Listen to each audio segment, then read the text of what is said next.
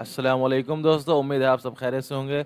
मैं हूं फरजान अहमद अंसारी और आज शुरू करते हैं प्लांट किंगडम की वो एनसीईआरटी की लाइंस जो कि बायोहैक में नहीं दे रखी हैं, लेकिन एनसीईआरटी में है और वहां से क्वेश्चन बनने के लगभग अच्छे खासे चांसेस बनते हैं। तो चलिए बिना टाइम वेस्ट किए शुरू करते हैं।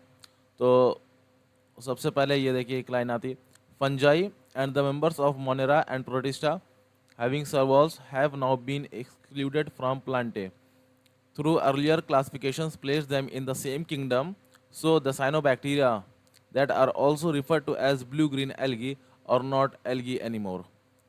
Next line में आते हैं, such systems work artificial. They were separated the closely related species since they were based on a few characteristics. ठीक है, हालांकि इसमें ज़्यादा एक्सप्लेन करने का मकसद नहीं है, बस आपको वो लाइन बता दें जो कि एनसीईआरटी में है लेकिन बायोहैक में नहीं है, क्योंकि आप लोग जाहिर सी बात है कि सब समझने के बाद ही यहाँ पे आए होंगे, और ताकि वीडियो की लेंथ भी ज़्यादा ना हो, आपका टाइम भी वेस्ट ना हो। फिर उसके बाद में numerical taxonomy is based on all observable characteristics. फिर उसके बाद वो लाइन एल्गी में आती है, they occur in a variety of other habitats. Other habitats में कौन से? Moist stones, soils and wood. फिर उसके बाद में some of them also occur in association with fungi such as lichen. The form and size of algae is highly variable. फिर उसके बाद में ये एक लाइन है, यहाँ पे आपका एक असर्शन और रीजन टाइप का बना सकता है, जैसे कि they are of paramount importance. Algae are of paramount importance, ये आपका असर्शन बना देगा। और इसका रीज़न क्या होगा? रीज़न ये हो जाएगा कि as primary producers of energy rich compounds which form the basis of the food cycles of all aquatic animals, ये इसका रीज़न हो जाएगा। फिर उसके बाद में आपकी बायोहैक में पायरेनोइड्स कंटेन प्रोटीन, तो ये तो दे रखा है, लेकिन उसके आगे ये पूरी लाइन ऐसे कंप्लीट होती है, pyrenoids contain protein besides starch. Some algae में store food in the form of oil droplets. Green algae usually have rigid cell wall, green algae की रिजिड सेल वॉल होती है। फिर उसके बाद फियोफाइसी में they show great variation in size and form, they show great variation in size and form. Food is stored as complex carbohydrate, यहाँ पे complex का सिंपल लिख सकता है अगर एग्जामिनर यहाँ से क्वेश्चन बनाएगा, तो food is stored as complex carbohydrates. फिर उसके बाद में सेक्सुअल रिप्रोडक्शन में भी आइसोगैमस, एनाइसोगैमस और ऊगैमस। रोडोफाइसी में majority of the red algae are marine, majority of जो रेड एल्गी वो मैराइन होती हैं हैबिटेट में, with greater concentration found in the warmer areas, greater concentration की वार्मर एरियाज में पाई जाती हैं। The red thalli of most of the red algae are multi cellular. फिर उसके बाद में जो एक ये चार्ट आता है, ये चार्ट एक तरीके से पूरी क्लोरोफाइसी, फियोफाइसी, रोडोफाइसी की एक तरीके से समरी है और काफ़ी इंपॉर्टेंट है। यहाँ से डायरेक्ट क्वेश्चन भी पीवाईक्यूज में पूछे गए हैं, तो आप पूरी एक टेबल को मत छोड़िएगा। लाइक एनसीईआरटी की होती है कि एक चीज़ इंपॉर्टेंट है, बस ये है कि ये पता चल जाए कहाँ से क्वेश्चन बनने के चांस हैं, कहाँ से क्वेश्चन फ्रेम हो रहा है। Bryophytes include the various mosses and liverworts, ठीक। They are found commonly growing in moist shaded areas in the hills.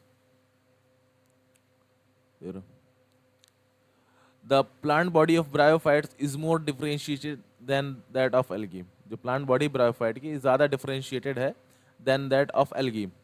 The sex organs in bryophytes are multicellular, जो सेक्स ऑर्गन्स होते हैं bryophyte में वो multi cellular होते हैं। फिर zygotes do not undergo reduction division immediately. The sporophyte is not free living, but attached to the photosynthetic gametophyte and derives nourishment from it. Since mosses form dense mats on the soil, they reduce the impact of falling rain and prevent the soil erosion. यहाँ से assertion reason बनने की probability रहती है, क्योंकि जहाँ since, hence ये सब स्टेटमेंट आता है तो उस जगह सतर्क हो जाना चाहिए। अब लीवर वर्ड्स में आएंगे, they are closely appressed to the substrate, the thallus is dorsiventral, ये बायोहैक में दे रखा है। और उसके बाद में जो थोड़ा बहुत हल्के चांस बनते हैं यहाँ से, and closely appressed to the substrate. The leafy members have tiny leaf like appendages in two rows on the stem-like structures.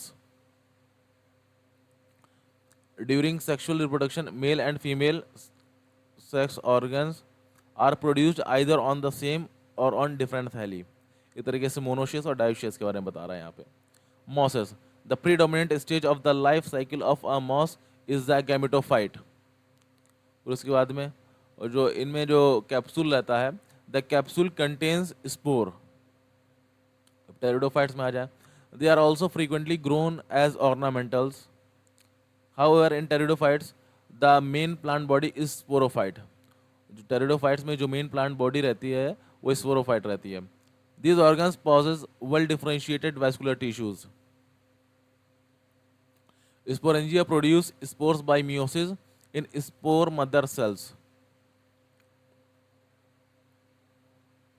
हालांकि सारे वहाँ पे डायग्राम कवर कर दिए गए हैं, डायग्राम तो सारे कवर हैं. तो उसके बाद में ये फ्री लिविंग होता है, mostly photosynthetic thyroid gametophytes called prothallus. ठीक है, जो गैमेटोफाइट्स होता है ये इनका वो फ्री लिविंग होता है, मोस्टली फोटोसिंथेटिक होता है, जिसे हम प्रोथैलस कहते हैं. इसमें देखिए well differentiated sporophyte which is the dominant phase of the pteridophytes. ये जो स्पोरोफाइट होता है वो डोमिनेंट फेज होता है टेरिडोफाइट्स का. In majority of the pteridophytes all the spores are of similar kinds, homosporous. The seeds that develop post fertilisation are not covered. अब gymnosperms की बात हो रही है यहाँ पे. जिम्नोस्पर्म में the seeds that develop post fertilisation are not covered is that they are naked. अब कॉनिफर्स में, in conifers the needle like leaves reduce the surface area. अब the microspores develop into a mail gametophytic generation which is highly reduced and is confined to only a limited number of cells. This reduced gametophyte is called a pollen grain. The pollen grains and ovules are developed in specialized structures called flower. अब angiosperm में आ गए हम लोग, तो यहाँ ये बता रहा pollen grains and ovules ये डेवलप होते हैं स्पेशलाइज्ड स्ट्रक्चर्स में जिन्हें हम फ्लावर्स कहते हैं. In angiosperm the seeds are enclosed in fruit. जो सीड्स रहते हैं एंजियोस्पर्म के में जो सीड्स बनते हैं वो फ्रूट्स के अंदर होते हैं. और ये वाइड रेंज ऑफ हैबिटेट्स में पाए जाते हैं, occurring in wide range of habitats. अब यहाँ थोड़ा डाइकॉट के बारे में बता रहे हैं कि डाइकॉट प्लांट्स कैसे होते हैं. अब एंजियोस्पर्म मेनली दो क्लास में इसको डिवाइड कर दिया जाता है, dicotyledons and monocotyledons. The dicotyledons are having इन्हें कैरेक्टराइज किया जाता है by seeds having two cotyledons, reticulate venation in leaves, tetramerous or pentamerous flower is that having 4 or 5 members in each floral whorls. उसके बाद फिर मोनोकॉट के बारे में बताते हैं. The मोनोकोटिलिडन्स on the other hand are characterized by single cotyledonous seed, parallel venation in leaves and trimerous flowers having 3 members in each floral whorls. इनके flower जो रहते हैं ये ट्राइमेरस होते हैं मोनोकॉट के, और आपके डाइकॉट के आपके टेट्रामेरस या पेंटामेरस फ्लावर होते हैं. उसके बाद generally each ovule has a megaspore mother cell that undergoes meiosis. यहाँ पे गौर करने वाली क्या है, meiosis, that undergo meiosis to form 4 haploid megaspore.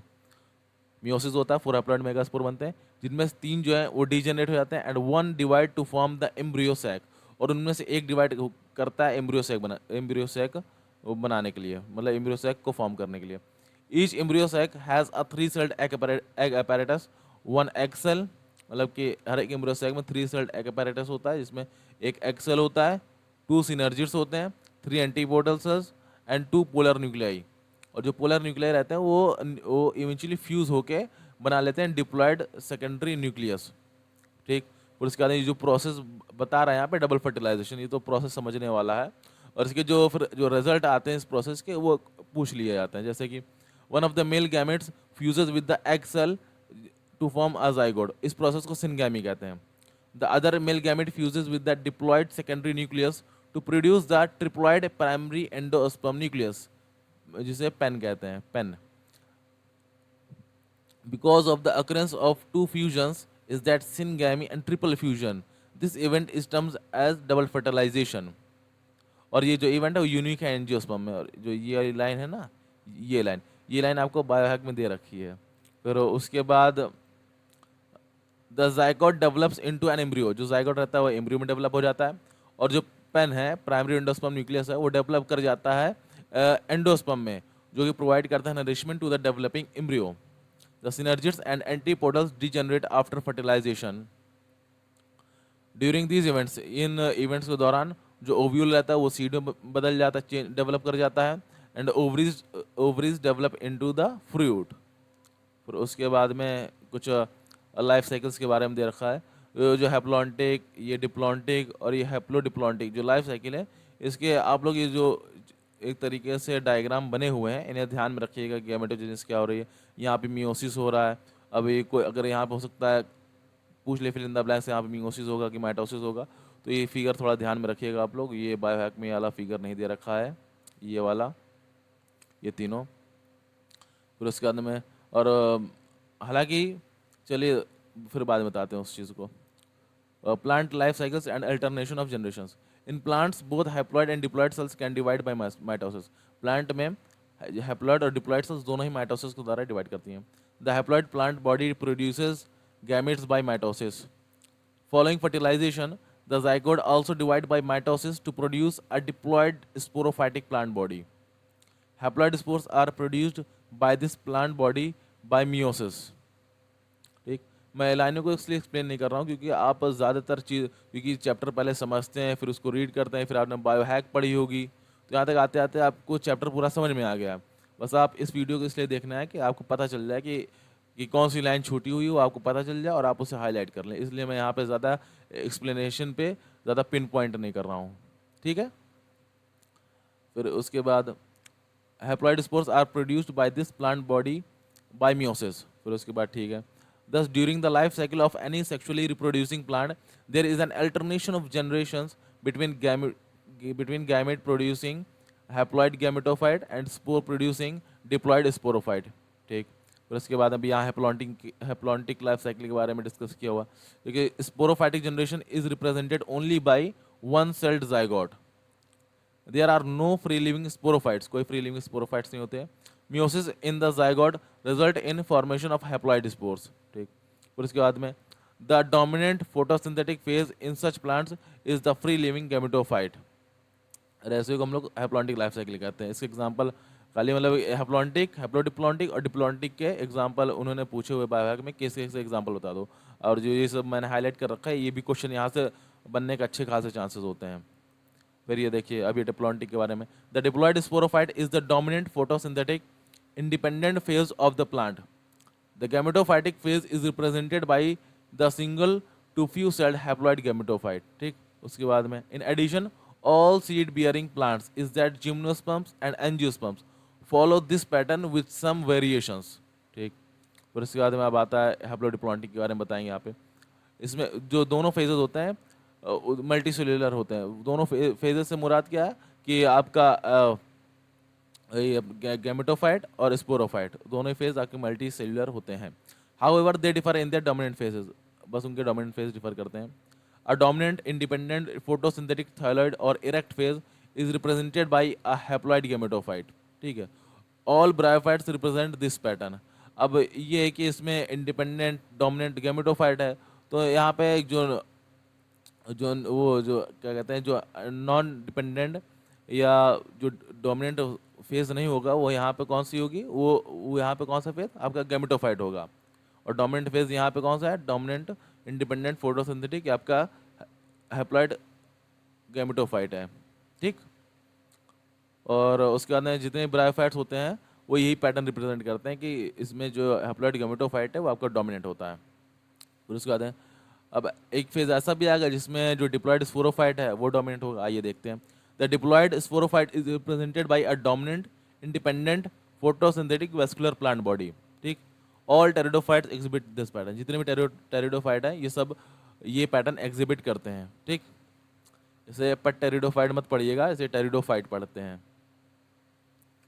Interestingly, while most algal genera are haplontic, ज़्यादातर एल्गल जितने भी एल्गी हैं सब हैप्लॉन्टिक होते हैं।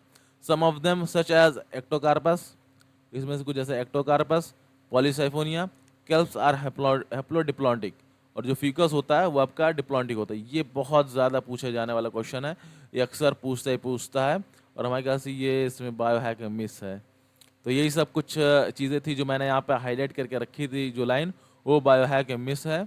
और मैंने पूरी कोशिश करी कि अब आपका 100% एनसीईआरटी का जो कॉम्बो है वो रेडी हो जाए।